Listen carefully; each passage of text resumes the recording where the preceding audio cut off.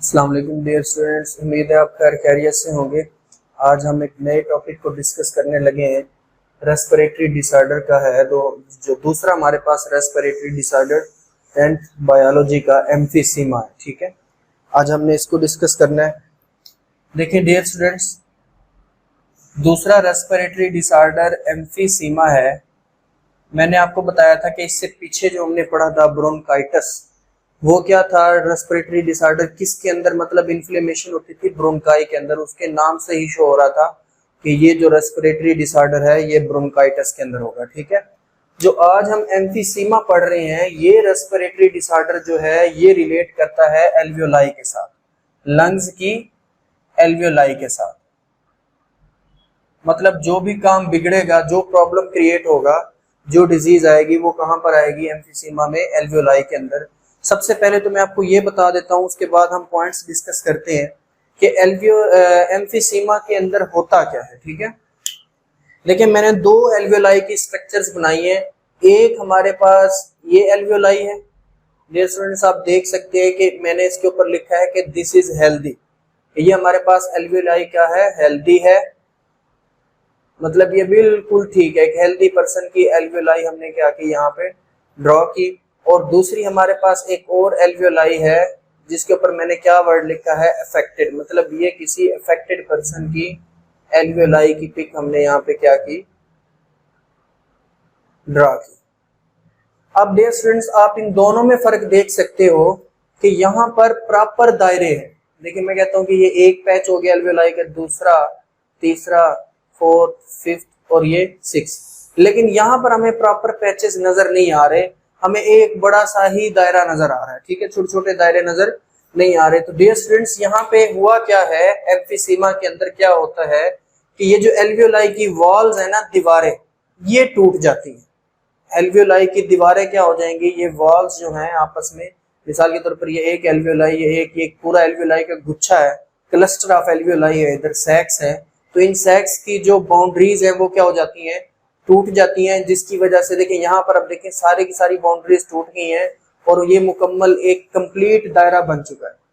अब बजाहिर तो dear students हमें नजर आ रहा है कि यहाँ पर सरफेस एरिया क्या हो चुका है, सॉरी मतलब इसका साइज बड़ा हो गया। देखिए, ये तो दायरे क्या थे? छोटे छोटे थे एल्वियोलाई, अब ये एक बड़ा सारा बन गया, तो इसको तो काम ज्यादा करना चाहिए।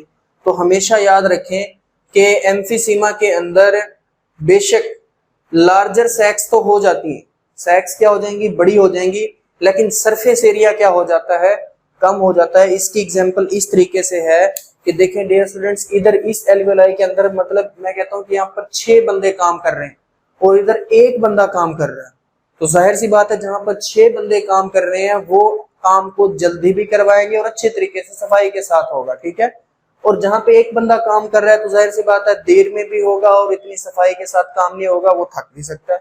अब यहाँ पर 6 एल्वियोलाई हैं, मतलब हर एक देखें, ये अलग रेस्पिरेटरी सरफेस है, ये एक अलग रेस्पिरेटरी सरफेस, ये एक अलग, और ये इस तरीके से हर एक अलग अलग रेस्पिरेटरी सरफेस के तौर पर काम कर रही है। लेकिन यहाँ पर जब इनकी सारी वॉल्स टूट चुकी हैं तो मतलब एक ही रेस्पिरेटरी सरफेस बन चुकी है, तो इसका साइज तो बड़ा हो गया, लेकिन सरफेस एरिया, काम करने की सलाहियत, गैसियस एक्सचेंज की सलाहियत क्या हो जाएगी? कम हो जाएगी। और हमने ये बात जब मैं एयर पैसेज वे आपको पढ़ा रहा था तो मैंने आपको उसमें बताया था कि जो एल्वियोलाई होती हैं वो रेस्पिरेटरी सरफेस है, मतलब गैसेस की एक्सचेंज इधर आके होती है। ठीक है, तो जाहिर सी बात है जब एल्वियोलाई में ही डिफेक्ट आ जाएगा तो गैसेस एक्सचेंज भी नहीं हो सकेंगी, मतलब हवा बाहर की तरफ पुश आउट नहीं हो सकेगी। हम मतलब कि कार्बन डाइऑक्साइड को बॉडी से बाहर नहीं निकाल सकेंगे, जिसकी वजह से क्या होगा कि कार्बन डाइऑक्साइड का लेवल ब्लड में बढ़ता रहता है, ऑक्सीजन का लेवल क्या हो जाता है? कम हो जाता है, और इससे बहुत ज्यादा कॉम्प्लिकेशंस होती हैं, मतलब सीरियस कॉम्प्लिकेशन हो सकती है।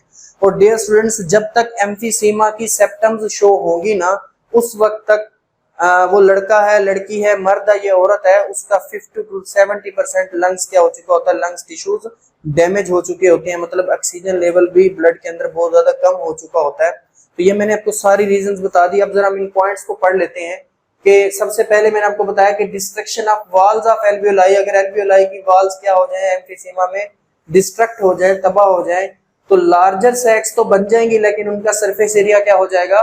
कम हो जाएगा, मतलब उनकी काम करने की सलाहियत क्या हो जाएगी? कम हो जाएगी।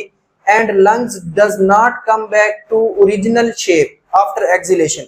जाहिर सी बात है कि देखिए मैं कहता हूं कि एक स्प्रिंग होता है ना, स्प्रिंग, आप स्प्रिंग को क्या करें, प्रेस करें, जब आप उसको रिलैक्स करेंगे वो दोबारा से अपनी उसी हालत में आ जाएगा, ठीक है।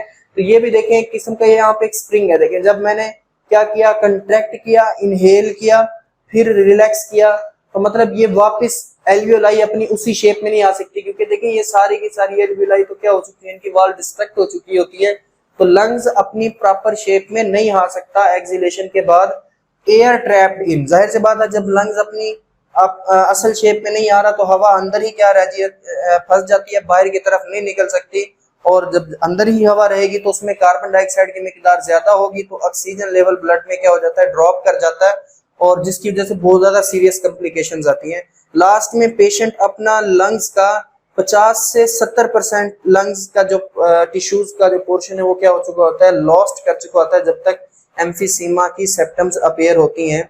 तो इसकी हमारे पास सिम्टम्स हैं क्या डियर स्टूडेंट्स, ये मैंने अलग से इसकी हेडिंग बनाई है, तो आपने इसकी सिम्टम्स शॉर्ट क्वेश्चन में मैंने आपको बताया था कि आ सकता है। तो इसकी सिम्टम्स डियर स्टूडेंट्स क्या है, शॉर्टनेस ऑफ ब्रेथ मैंने आपको बताया, रेस्पिरेटरी डिसऑर्डर है तो सबके अंदर भी आप ये बात लिख सकते हो कि सांस में तंगी होगी, थकावट हो जाती है, फटीग, वेट लॉस हो जाता है। डियर स्टूडेंट्स वेट लॉस क्यों होता है कि देखें जो एम्फीसीमा का पेशेंट होता है उसको सांस लेने में तंगी हो रही होती है, तो वो क्या करता है मतलब ब्रीदिंग एक्सरसाइज बढ़ाता है, सांस ज्यादा से ज्यादा लेने की कोशिश करता है, जिससे इसकी मेटाबॉलिक रेट बढ़ जाता है। मेटाबॉलिक रेट बढ़ने से ज्यादा एनर्जी लगती है। तो नॉर्मली जो बंदा जो एम्फीसीमा का पेशेंट नहीं है, वो जो नॉर्मली जो एनर्जी यूज कर रहा है, एम्फीसीमा का पेशेंट उससे ज्यादा एनर्जी क्या करता है, यूज करता है, जिसकी वजह से उसका वेट लॉस हो सकता है। तो मतलब ये भी है कि जो एम्फीसीमा का पेशेंट है उसको 430 to 720 extra calories per day क्या करनी पड़ती हैं, इस्तेमाल करनी चाहिए, ताकि उसके मेटाबॉलिक रेट में जो एनर्जी एक्स्ट्रा यूज हो रही है उसकी कमी को क्या किया जा सके, पूरा किया जा सके, उसके वेट लॉस को बचाया जा सके। रिकरेंट रेस्पिरेटरी डिसऑर्डर, वक्फे वक्फे से दोबारा से रेस्पिरेटरी डिसऑर्डर्स होते रहते हैं एम्फीसीमा की वजह से। और एम्फीसीमा को डियर स्टूडेंट्स मतलब पहले COPD भी बोलते हैं, COPD, लेकिन COPD के इंटरचेंज नाम हम क्या यूज करती है एम्फीसीमा। COPD क्या है कि क्रॉनिक ऑब्स्ट्रक्टिव पल्मोनरी डिजीज।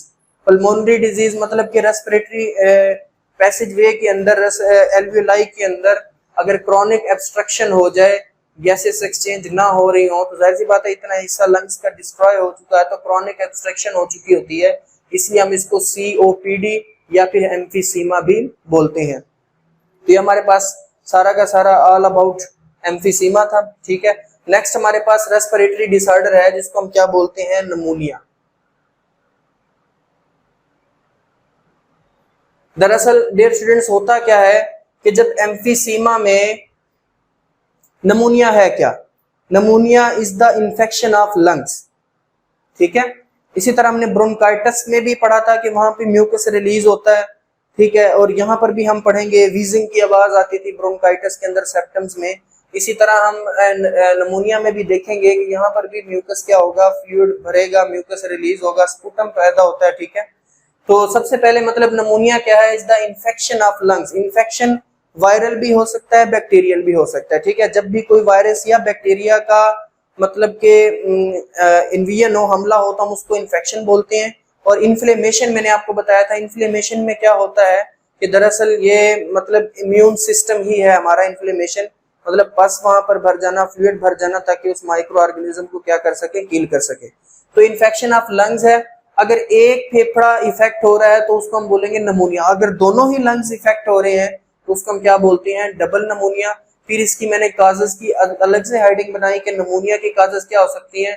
एक बैक्टीरिया है जिसको हम क्या बोलते हैं, very very important MCQs and short question, Streptococcus निमोनियाई scientific name है, तो मैंने इसको साइंटिफिक नेम के रूल्स फॉलो करते हुए इसका नाम लिखा है। कोई भी वायरस हो सकता है, वायरल इन्फेक्शन। वायरल इन्फेक्शन में डियर स्टूडेंट्स हमारे पास इन्फ्लुएंजा वायरस मतलब जुकाम वगैरह जो काज करता है वो वायरस हो सकता है। फंगल इन्फेक्शन मतलब वायरल इन्फेक्शन, फंगल इन्फेक्शन और स्ट्रेप्टोकोकस निमोनियाई, ये एक बैक्टीरिया, दो वायरल एंड फंगल इन्फेक्शन है जिसकी वजह से निमोनिया क्या हो सकता है, अक्कर हो सकता है बॉडी के अंदर। इसके बाद इसका मैकेनिज्म क्या है, तो मैं आपको बता रहा था कि दरअसल एम्फीसीमा में जब एल्वियोलाई की वॉल्स क्या हो जाती हैं, डिस्ट्रक्ट हो जाती हैं, तो उस वक्त क्या होता है कि यहाँ पर मतलब कि ये देखिए मैंने बनाया कि ये एल्वियोलाई बिल्कुल क्या है, ठीक है, लंग्स, यहाँ पर कोई पस वगैरह कोई आपको फ्लूइड नजर नहीं आ रहा।